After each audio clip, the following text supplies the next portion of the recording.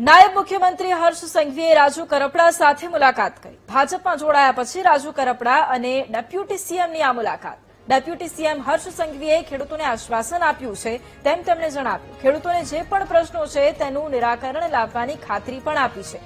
સૈનિક તરીકેની ફરજ અદા કરીશ, ચૂંટણી લડવાની કોઈ વાત નથી। ચૂંટણી પહેલા હું પાર્ટીમાં જોડાયો એવું નથી તેમ જણાવ્યું।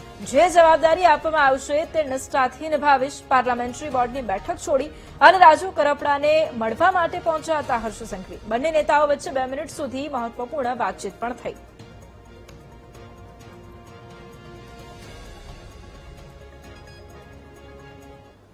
રાજ્યના નાયબ મુખ્યમંત્રી હર્ષભાઈ સંઘવી સાહેબે પણ આજે અમારા ખેડૂતોની મુલાકાત લીધી।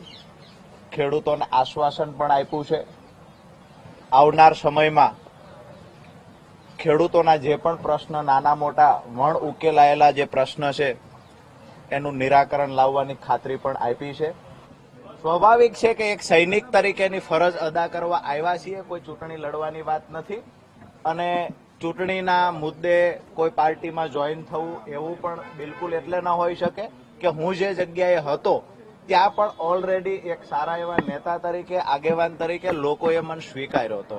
અહીંયા પણ મારા ખેડૂતો છે અને પૂરો ભરોસો છે।